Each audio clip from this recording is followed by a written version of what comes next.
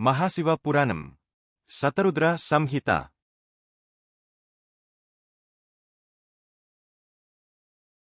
ఓ బ్రాహ్మణోత్తమ క్షత్రియ కులానికి నింద తెచ్చిన నా జీవితం నిందింప తగినదే. నీ వాక్కులు యథార్థములే. ఈ పైన రాజ్యంతో కాని భార్యతో కాని మరే తదితరమైన క్షత్రియోచిత వస్త్వలంకారాలతో నాకు పనిలేదు. నీకేం కావాలో కోరుకో. అదెంతంటి ప్రియమైనదైనా నీ హస్తగతం చేస్తాను. దానికి బ్రాహ్మణుడు నవ్వి, ఓ రాజా, ప్రస్తుతం నేను భార్యావిహీనుని కనుక నీ పట్టమహిషిని నాకు దానం చేయి అని కోరగానే రాజు సంభ్రమాశ్చర్యచకితుడై మాట తప్పటం మహాపాపము.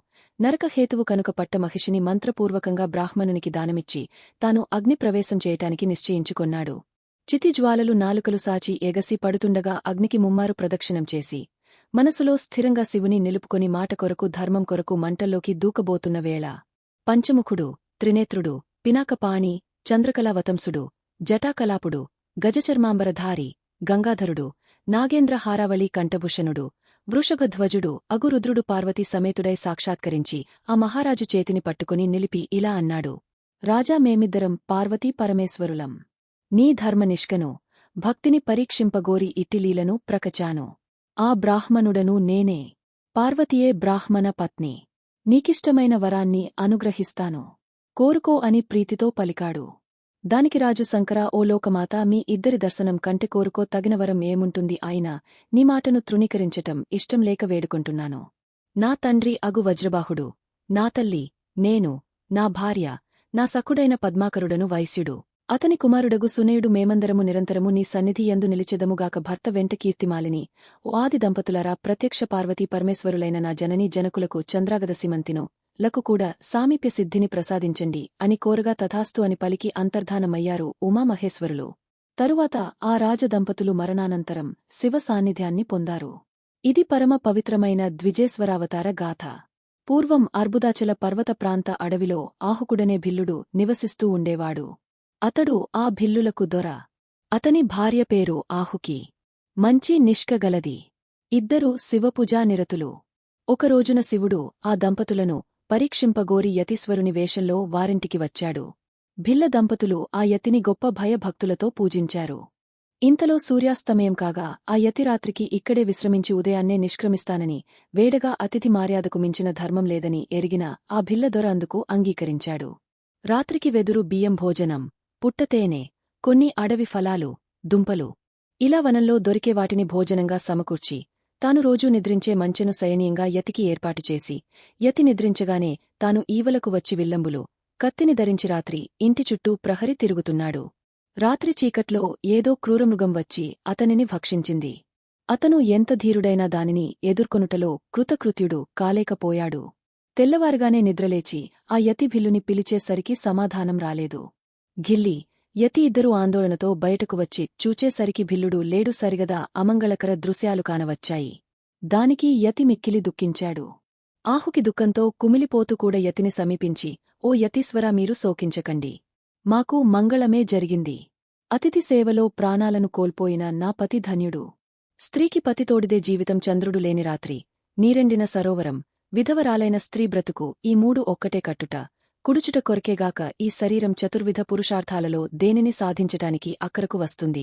కనుక స్త్రీలకు ఉచితము సనాతన ధర్మము అయిన అగ్నిప్రవేశాన్ని చేస్తాను అని నిశ్చయంగా పలికి అగ్నిని ప్రజ్వలింపచేసి చేతులు జోడించి అగ్నికి, శివునకు స్థిర చిత్తంతో సమస్కరించి అందులోకి ప్రవేశించబోయేసరికి చంద్రబింబానన, నీలకుంతలభార, ధవళాయ తేక్షణ, మదన సంజీవని, నాగేంద్ర నిభయాన, భువన మెహనగాత్ర, గిరిరాజ కన్యక సర్వాంగ సుందరి అగు గౌరితో కూడి చంద్రరేఖామౌళి, నీలగళుడు, ధవళాఖిలాంగుడు, మదనహరుడు, నాగకుండలధారి, భువనకర్త, గిరిరాజ నిలయుడు, సర్వగురుడు అగు విశ్వేశ్వరుడు ఎట్ట ఎదుట సాక్షాత్కరించి, ఓ ధన్యులారా, నిలు నిలు అని ప్రశంసించి ఇలా అన్నాడు. ఓ పుణ్యాత్మురాలా, నీ ధర్మాచరణకు నేను ప్రసన్నుడనయ్యాను. జరిగిందంతా నా లీల. నీ భర్త ఇడుగో. మరుజన్మలో నీ పతి నిషధ రాజైన వీరసేనునికి తనయుడై పుట్టి నలుడు అను పేరుతో విఖ్యాతుడవుతాడు. నీవు విదర్భ రాజైన భీమరాజు కుమార్తెవై జన్మించి సకల సద్గుణ రాశివై దమయంతి అను పేరుతో ప్రసిద్ధిని పొంది మీ ఇద్దరూ భార్యాభర్తలవుతారు. నా అంశంతో వచ్చిన ఈ యతి మరుజన్మలో హంసయై జన్మించి మీ ఇద్దరికి ప్రీతిపూర్వకంగా సంధానం చేసి మీ ప్రణయాన్ని పండించగలడు. మీ చరిత త్రిలోక పావనమవుతుంది. కలి కల్మష నాశనమవుతుంది. మహారాజ భోగాలను అనుభవించి ఆపై ముక్తులవుతారు. ఇలా ఆ భిల్ల దంపతులకు వరాలిచ్చి శంభుడు స్వయంగా లింగరూపాన్ని పొందాడు.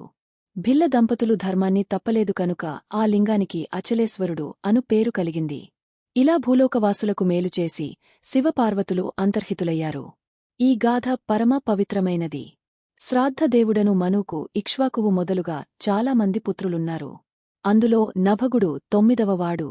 అతని కుమారుడు నాభగుడు. అతని కుమారుడే అంబరీషుడు. నభగుడు బుద్ధిమంతుడు, విశేషించి శివజ్ఞానం కలవాడు. అతను విద్యాభ్యాసం నిమిత్తం గురుకులానికేగా అచ్చట ఆశ్రమధర్మాన్ని పాటిస్తూ జితేంద్రియుడై చాలా కాలం అక్కడ ఉండిపోయాడు. ఈ లోపులో అతని సోదరులు అతని రాజ్యభాగాన్ని అతనికియకుండా తమలో తాము పంచుకొని రాజ్యపాలన చేస్తూ వస్తారు. కొంతకాలానికి బ్రహ్మచారి అగు నభగుడు సాంగోపాంగంగా వేదశాస్త్రాదులనభ్యసించి గృహానికి వచ్చి తన రాజ్యభాగాన్ని తన కిమ్మని సోదరులను అడిగాడు. దుష్టతలంపుతో వారిలా సమాధానమిచ్చారు. ఓ సభగా బ్రహ్మచర్యము, తపస్సు, వేదాధ్యయనము ఇట్టి బ్రాహ్మణోచిత ధర్మములు నీకిష్టమనే ఉద్దేశంతో నీకు రాజ్యంలో భాగం విభాగించలేదు. అయినా నీవు కోరావు కనుక నీ తండ్రి అగు శ్రాద్ధదేవుని బరువు బాధ్యతలను నీ భాగంగా తీసుకో. చక్కగా పితృసేవ చేసుకో. సోదరుల మాటలకు విస్మితుడై నభగుడు తండ్రిని చేరి విషయాన్ని విన్నవించగా ఆయన ఆశ్చర్యపడి సత్యధర్మనిష్ఠుడైన కుమారునితో ఇలా అన్నాడు: పుత్రావారి మోసపు మాటలను లెక్కచేయకు. తల్లిదండ్రుల సేవ దాయభాగంలోనికి రాదు. నీకు జీవనోపాయాన్ని చెపుతాను విను. ఇప్పుడు సరస్వతీ నదీ తీరంలో అంగరో వంశోద్భవులైన బ్రాహ్మణులు సత్రయాగాన్ని అనుష్ఠిస్తున్నారు. వారు ప్రతిషష్టాహస్సు 6వ రోజు నందుచేయదగిన కర్మ విషయంలో దారి తెలియక కొట్టుమిట్టాడుతున్నారు. నువ్వు వెళ్లి వారికి సరియైన శ్రుతజ్ఞానాన్ని ఇచ్చి 2 వైశ్వదేవ సూక్తాలను పఠించు. దానివలన కర్మలోపం లేకుండా సత్రయాగం పూర్తవుతుంది. నీ మనోరథం నెరవేరుతుంది. పితృవాక్యపాలన తత్పరుడైన నభగుడు సరైన సత్రయాగం జరుగుతున్న స్థలానికి వెళ్లి బ్రాహ్మణుల సంకలను తీర్చి 2 వైశ్వదేవ సూక్తాలను సుస్వరంతో స్పష్టంగా శుద్ధంగా పఠించాడు. ఆ విధంగా సత్రయాగం పరిపూర్ణంగా పూర్తి అయినందుకు సంతోషించిన ఆంగరస బ్రాహ్మణులు స్వర్గానికి వెళ్లి పోతూ మిగిలిన యజ్ఞ సంపదను నభగునకు ఇచ్చివేశారు. అతన సంపదను స్వీకరిస్తుండగా శివుడు అతని నిష్కను పరీక్షింపనించి కృష్ణదర్శనుడను పేరపురుష రూపంలో సాక్షాత్కరించి ఇలా అన్నాడు: ఓ నభగా, యజ్ఞంలో మిగిలిపోయిన వస్తు రూపమైన సంపదనాది. నువ్వెందుకు పరిగ్రహించి పట్టుకుని వెడుతున్నావు చెప్పు. దానికి నభగుడు విస్మితుడై, ఓ కృష్ణదర్శనా, నల్లని కన్నులు గలవాడా, ఈ సంపదను ఋషులు నాకిచ్చారు, నీవెందుకు నివారిస్తున్నావు చెప్పు. వారిద్దరి మధ్య వివాదం ముదరగా ధర్మపరుడు, యోగ్యుడు అయిన నీ తండ్రిని అడిగే ఈ విషయాన్ని తేల్చుకో అని కృష్ణదర్శనుడు పరిష్కారాన్ని సూచించగా నభగుడు తండ్రిని చేరి జరిగిన దానిని చెప్పి ధర్మనిర్ణయం చేయమన్నాడు. దానికి శ్రాద్ధదేవుడిలా అన్నాడు: కుమారా, ఆ పురుషుడు సాక్షాత్తు శివుడే, సందేహం లేదు. ఈ సృష్టికంతకు ఆయనే విభుడు, ప్రభుడు. విశేషించి యజ్ఞం పరిసమాప్తి అయ్యాక మిగిలిన వస్తు సంబారాలకు రుద్రభాగములు అని పేరు. కనుక వాటికి ఆయనే యజయాని వెళ్ళు, ఆయనను ప్రసన్నుని చేసుకో, నీకు మేలు జరుగుతుంది. ఆ మాటలను పాటించి నభగుడు కృష్ణదర్శనుని వద్దకు వచ్చి తండ్రి పలుకులను చెప్పి ఇంకా ఇలా అన్నాడు: హే రుద్రా, సర్వులు చిట్ట చివరకు నిన్ను చేరుకొనవలసిన వారై ఉండగా నీది కానిదేముంది? ప్రాణాలే నీ అధీనమై ఉండగా వాటిపై ఆధారపడిన దేహాలు నీ అధీనం కావా? విరించి మాధవులు వారి సత్యలోక వైకుంఠాలు భస్మీభూతమై వారందరూ చివరకు నిన్ను చేరవలసిన వారేగదా. మానవుల లెక్కేమిటి? జగత్తంతా రుద్రభూమి. చివరకు మిగిలేది భస్మరాశి. ఆ భస్మ సింహాసనమీద యోగనిష్కలో ఉంటావు. నన్ను కరుణించు. అతని పితృభక్తికి సత్యనిష్కకు సంతుష్టుడై రుద్రుడు స్వస్వరూపంతో సాక్షాత్కరించాడు. ఇంతలో విష్ణుబ్రహేంద్రాది దేవతలు కూడా వచ్చి శంకరుని స్తుతించారు. శంభుడు ప్రసన్నుడై కృపాపరుడై నభగుని వీక్షించివత్సా, నీవు బ్రాహ్మణ ధర్మాలను పాటిస్తూ అహింసా వ్రతుడవై జీవించు. హింసాపరులకు నరకం తప్పదు. అన్ని జంతువుల పాదాలు ఏనుగు పాదంలో ఇమిడినట్లు అన్ని ధర్మాలు అహింసలో ఉన్నాయి. దైన్యంలేని జీవితాన్ని నీకు అనుగ్రహిస్తున్నాను. మరణానంతరం నా సన్నిధికి రాగలవు ఇలా పలికి అదృశ్యుడయ్యాడు శంకరుడు. ఈ అవతార రహస్యాన్ని, దాని సందేశాన్ని అర్థం చేసుకున్న విజ్ఞుడు తప్పక మంచి కవి, మంత్రవేత్త అవుతాడు. ఉత్తమ గతిని పొందుతాడు. పూర్వం సత్యధర్మపరాయణుడు, శివదీక్షాపరుడు అగు సత్యరథుడనే రాజు విదర్భదేశాన్ని పాలిస్తూ ఉండేవాడు. ఒకనాడు బలగర్వితుడైన సాల్వరాజు పెద్ద సైన్యంతో వచ్చి విదర్భ రాజధానిని ముట్టడించాడు. ఇద్దరి మధ్య భయంకరమైన యుద్ధం జరిగింది. యుద్ధంలో తన సేన నశింపగా తాను కూడా నేలకొరిగాడు. తరువాత ఏం జరుగుతుంది అనేది నెక్స్ట్ వీడియోలో చూద్దాం. విదేశ్వర నుండి పార్వతీ ఖండం వరకు పీడిఎఫ్ ఫైల్ లింక్స్ కింద డిస్క్రిప్షన్లో ఉంది.